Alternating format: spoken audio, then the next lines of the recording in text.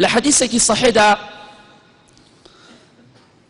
پیغمبری خوا صلی الله عليه وسلم ومانی باس کردوا لصحيح سنني ترمذي هاتو لغير كتابان شهاتو وإمام الباني رحمة إخوانه بسلسلة أحاديث صحيحة بشمارة 135 هنايتي دفرمي إن الله سيخلص رجلا من أمتي على رؤوس الخلائق يوم القيامة يوادار لم حديثاني پیغمبری خوا صلی الله عليه وسلم سود و قازان جوار بگرين هل خمان وخلقي بود جهنم وبهشت نيرين دوای بیستنی ام فرموده صحیحی پیغمبری خوا صلی الله علیه وسلم ابي زور اگداری خومن بین بهشت و جهنم بدست ایمنیه ملکی ایمنیه ملکی خوای پرودگار به هر کسی کی دبخشه به هر کسی کی نابخشه او ایشی ایمنیه و قسیت ناکین لروجی قیامتا او روجی که همومان هیچ مال لبردانیه او روجی که همومان هیچ مال لپیدانیه او روجی لصاحی محشر دا وستاوین بۆ محاسبەی تاوان و خراپەکانی خۆمان کە لە دنیادا ئەنجاممان داوە هیچ کەسێک دەسەڵاتی نییە وەقیفوهم ئینەهم مەسئولون دەی بوەسن مەسئولن بەرپرسیارن سەبارەت بە هەموو شتێک لە دنیادا کە ئەنجامتان داوە لە تاوان و لە گوناه پێغەمبەری خوا دەفەرمێ صلی الله عليه وسلم لەسەر سەری هەموو خەڵکیەوە هەموو خەڵکی وەستاوە لە ساحەی مەحشەردا خوای پەروەردگار لە ئومەتەکەی من پیغمبری خوا دەفەرمێ صلی الله عليه وسلم خوای گەورە پیاوێک دەرئەهێنێت پیاوێک هەڵەبژێیە لە ئومەتەکەی پیغمبری خوایە صلی الله عليه وسلم بەڵام ئەم پیاوە چۆنە ئەم پیاوە لە ناو ئێمەدا بێ زۆربەی ئێمە بەرەو جەهەنەم دەینێرین چونکە لە دینەکەی خوا تێنەگەیشتووینە فڵان کەس بەهەشتێ فڵان کەس جەهەنەمیە باشە تۆ بەچی بەڵگەیەک ئەم فتوا خەتەرە ئەدەی تۆ بڵێ ئینشاڵڵا ئومێدمانەیە فڵان کەس بەهەشتی بێ بەس کابرایەکی خراپ مرد ناڵێ کەسێ باس کەسێک کافر ناکەین بەڵام کابرای موسڵمان دەمرێت تاوانبارە تۆ مەڵێ ئیلا جەهەنەم وبئس المەصیر یەکسەر مەخێن مەیەرە بۆ جەهەنەم زۆر خەتەرە چونکە ئەم حەدیثەی پێغەمبەری خوا صلی الله عليه وسلم دژی ئەو کەسانە وەستاوە دەفەرمێ پێغەمبەری خوا صلی الله عليه وسلم خوای پەروەردگار لەسەر سەری هەموو خەڵکی و هەڵی دەبژێرێ و بانگی دەکات فينشر عليه 99 سجلا كل سجل مثل مد البصر ام پیاوا 99 سجلی بۆ دێنن دۆسیە سجل هەر سجلێک لەم سجلانەی 99 سجل هەر سجلێکی هەتا چاو بڕبکە درێژە سبحان الله 99 سجل هەر یەکێک لەم 99 سجلە هەتا چاوی ئینسان بڕبکە درێژە بەڵام چی تایە هەر هەمووی خراپەیە 99 سجل گوناه و تاوان و خراپە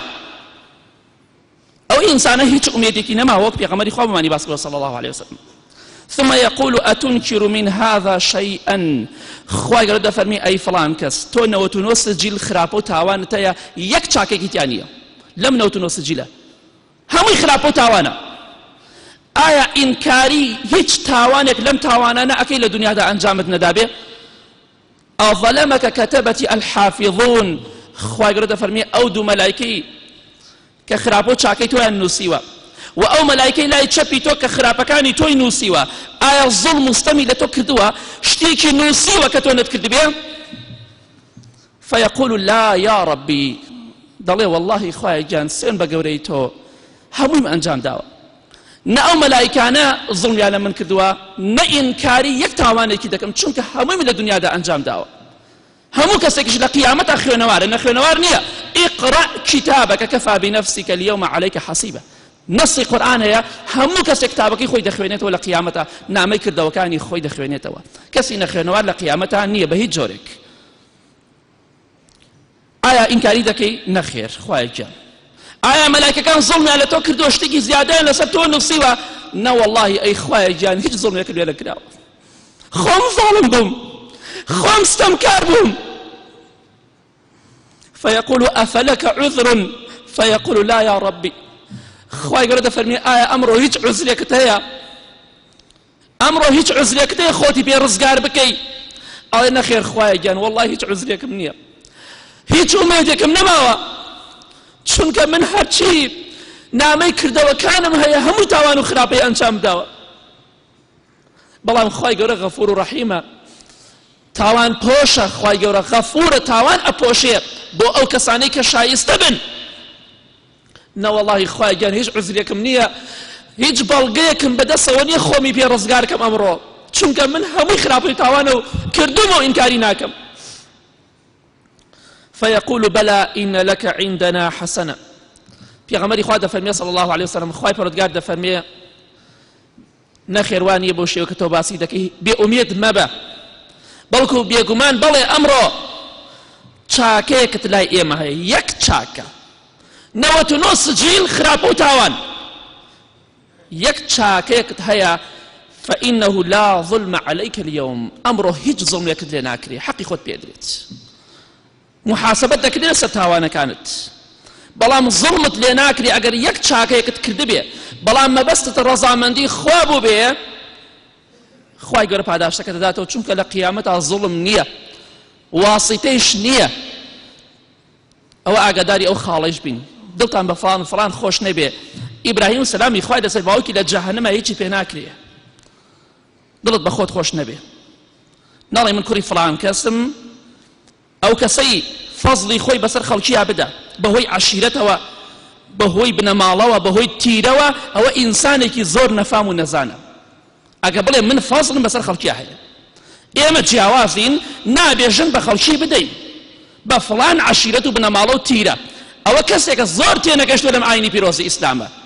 إن أكرمكم عند الله أتقاكم، كم متقي أو لا إخوة بريزة، شي عشيرتك أو شي تيرك أو شي بنمالك أو كيشانية، لبرو أقداري خمان بي خواي پروردگار دفرمي أمر ظلمت لنا كريه. پیغمبر خوا دفرمي صلى الله عليه وسلم فتخرج بطاقة فيها أشهد أن لا إله إلا الله وأشهد أن محمدا عبده ورسوله. يك بطاقة بچوك لچاو نوتونو سجل تاوان و خراپە هەمووی پڕ کراوەتەوە، هەمووی پڕۆ لە خراپە بۆشاییتیان نەماوە. یەک بیتاقەیەک دەرئەکرێت، کارتێک دەرئەکرێ، یەک شایەتمانێکی حەقی تایە، ئەشهەد ئەن لا إله إلا الله، شایەتی ئەدەم ئەم پیاوە تاوانبارە یەک شایەتمانێکی حەقی هێناوە بەڕاستی، شایەتی ئەدەم هیچ خوایەک بە حەق شایستەی پەرستن نییە ئیلا ذاتی پیرۆزی ئەڵڵا گیان نەبێ، و شایەتیش ئەدەم کە محەممەد صلى الله عليه وسلم عبدی خوایە و پێغەمبەری خوایە صلى الله عليه وسلم.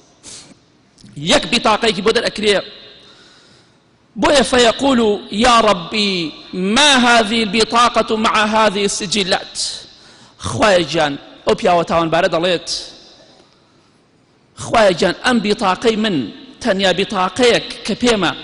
لە بەرامبەر 99 سجل تاوان و خراپەدا چی ئومێدێکم پێی هەبێ، خوایە گیان من چۆن ئەمڕۆ ڕزگارم ئەبێ،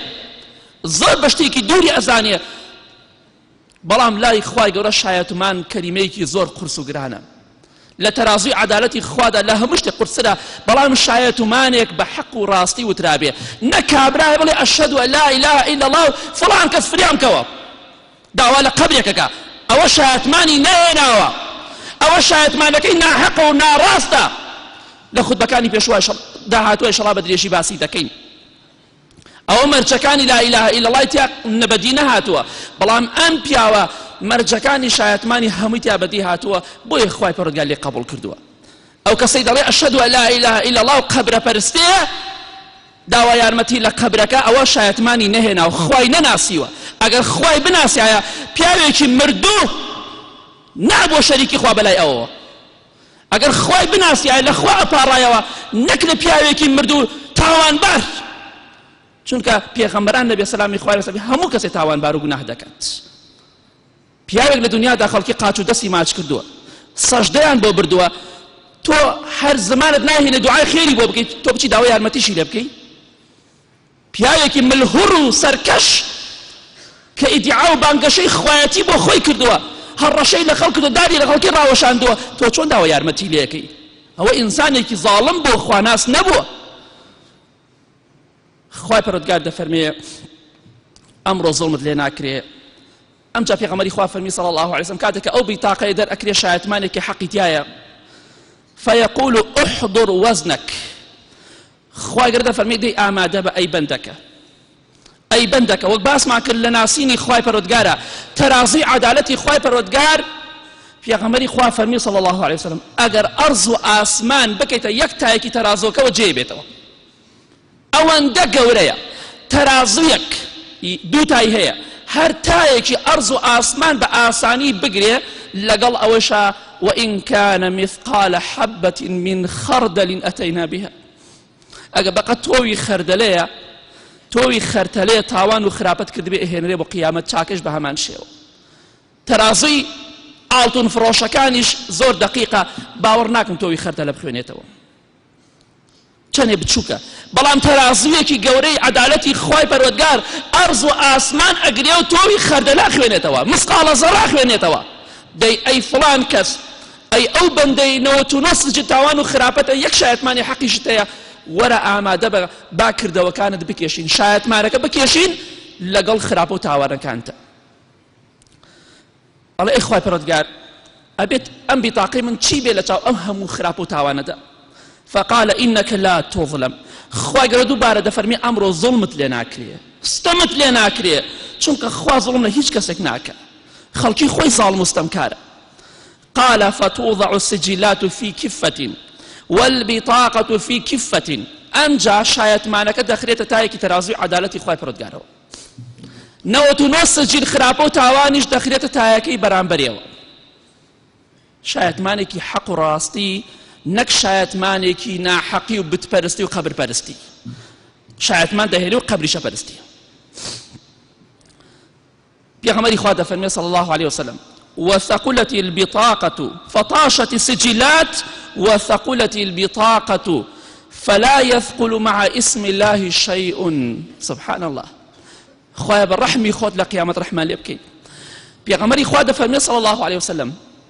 كاتك أمن وتنسجل تاوان وخرابة دخلت تاكي أو تايو شاهد مانا حققش بطاقة دخلت يك تايكيوا دفرمي همو گوناه و تاوانەکە دەباتە ئاسمانە لەگەڵ ناوی خوادا هیچ شتێک وەزنی نییە و قورسایی نییە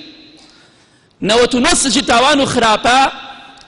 هیچ وەزنێک و قورسایەکی نییە لە بەرامبەر شایەتمانێکی حەق و ڕاستیە ئەمە فەزلی لا إله إلا الله محمد رسول الله صلى الله عليه وسلم دەی تۆش ئەڵێ لا إله إلا الله بەس تەنها داوای یارمەتی لە خوا بکە دەڵێ محمد رسول الله صلى الله عليه وسلم خۆت بە بیدعە و خورافیاتەوە مەشغوڵ مەکە پێغەمبەری خوا صلی الله عليه وسلم دەڵێن ئێمە دەڵێن موسڵمانەکان پێغەمبەری خوا صلی الله عليه وسلم مەولودنامەی نەکردووە سەحابە نەیکردووە وەڵا من دەیکەم کۆمەڵە ئینسانش بە ناوی دینەوە خەڵکی گومڕا ئەکەن قەیچێک ئەمە شتێکی باشە چۆن شتێکی باشە تۆ شتێ بە ناوی پێغەمبەری خواوە دەکەی صلی الله عليه وسلم لە دینە شتی وەها جێگای نابێتەوە کە هەزارەها خەڵک گومڕا ئەکەی ئەمە باشی لەکوێدایە ئەوە کەی محەممەد ڕەسوڵ الله تەطبیق کردووە تۆ شتێ پێغەمبەری خوا نەیکرد بێ ساڵ سەحابە نەیکرد بە خێریتیان نییە شەڕ و گوناهە مادەم بە ناوی دینەوە بکرێت ئەم حەدیثەی پێغەمبەری خوا صلی الله عليه وسلم بەڵگەی لەسەر ئەوەی کە بەڕاستی شایەتمان زۆر قورسە لە خزمەتی خوای پەروەردگارە ئەوەی شایەتمانێکی حەق و ڕاستی بهێنێ تای تەرازوی عەدالەتی خوای پەروەردگار ئەو تایەکە شایەتمانێکی تایە ئەو بەرەکەتەی تایە قورس ئەبێ هیچ تاوانێک بەرامبەر بە ئەو شایەتمانە حەقا وەزنی نییە بەڵام ئاگاداری خۆمانە بیرۆک باسمان کرد لەم حەدیثەی پێغەمبەری خوا و ئاگاداری خۆمان صلی الله عليه وسلم خەڵکی بۆ جەهەنەم و بەهەشت نەنێرین ئەمە ناو خۆماندا لاوانەی خۆمان بۆ جەهەنەمی بنێرین پەنا بخوا کەسانێکمان ئاگای لە خۆی نەبێ بەڵام لای خوای پەروەردگار یەک شایەتمانێکی حەقی هێناوە ئەو هەموو خراپەیە چاکەی نییە غەیری شایەتمانێ بەڵام خوا دەیخاتە بەهەشتەوە لەبەرەوە ئاگاداری دەمی خۆمان بین هەڵخمان و خەڵک کافر نەکەین ئەمە کافرە و کافرە ئیلا مەگەر کەسێک خۆ پێغەمبەری خوا صلی الله عليه وسلم بە کافریان زانی بێت ئیلا مەگەر هەموو مەرجەکانی کافربوونی تیا بێ شتێکیش نەبێ منعیکا لە کافربوون